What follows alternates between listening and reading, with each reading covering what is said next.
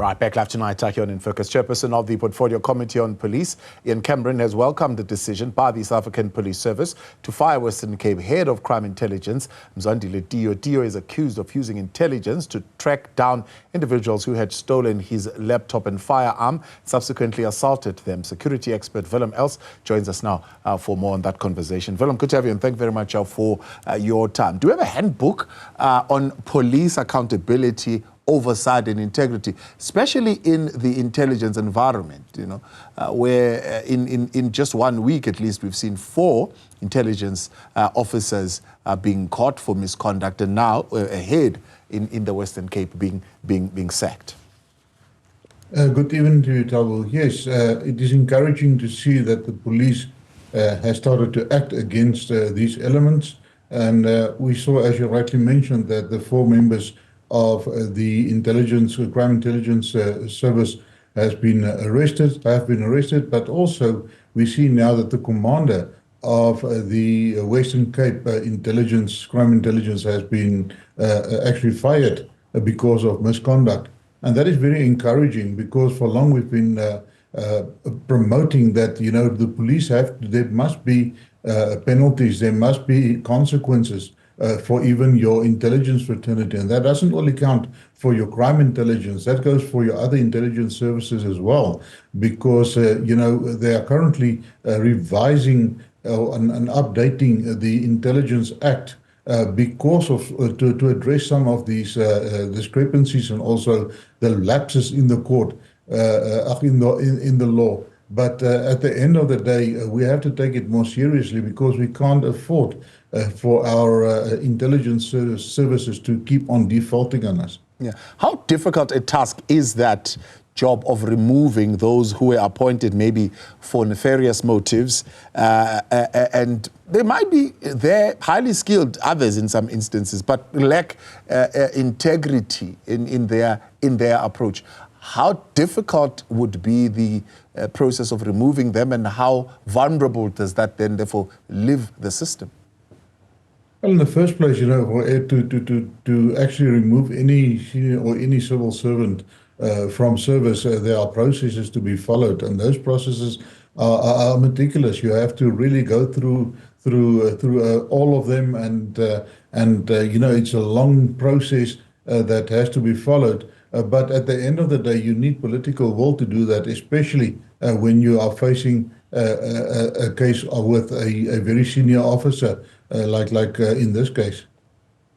And the current minister, just coming in, and I suppose coming into that kind of environment, I don't know whether we could credit him for the kind of accountability that we're beginning to see, or was it something that was already in the making? I think there's a whole new dynamic within the police, with the new police minister that came in with quite a strong 5-point strategy, and the intent to do things differently than before. We saw that in the first place, he demonstrated quite strong leadership, but without interfering with the day-to-day working of the police, and he actually allows the National Commissioner to do what he's supposed to do, and that we didn't see in the previous dispensation. So therefore, I believe that is one of the reasons. But I think there's a new urgency, or a sense of urgency within the Portfolio Committee to really address the deficiencies within the police. What kind of support would the minister need to have, especially if he might not have good understanding of the intricate workings of crime intelligence? In the first place, the Portfolio Committee is strong, and they can guide and oversee to some extent. But also, what he needs is he needs good advisors and strong advisors in that field. Because remember, the minister does not have a policing background, but he's got a good managerial background, and that is what counts here. If he's got very good advisors.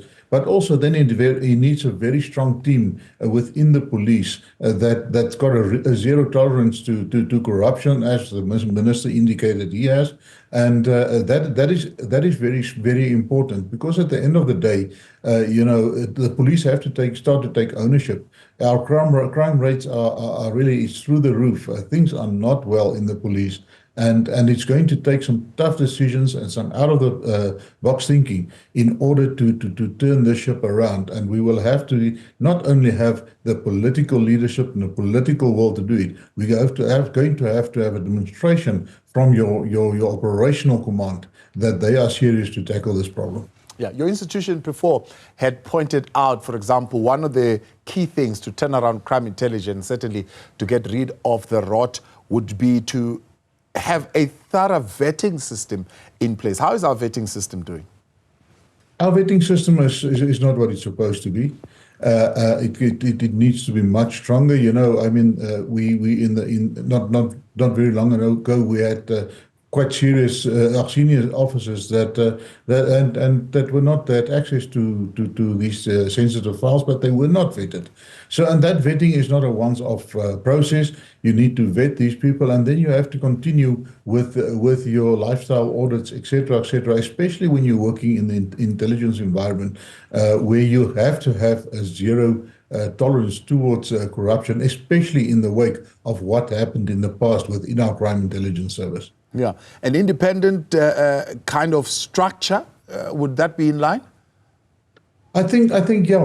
Currently we have the portfolio committee that I think can be stronger. I think they can be more decisive in what they do, and they can also hold the management of police more accountable. They can be more robust in their interrogation and also ask for explanations from not only the minister but also the operational command of the police, because that what we saw that was lacking in the previous dispensation, where you had a strong minister that was dominating, and we didn't see the results on the ground.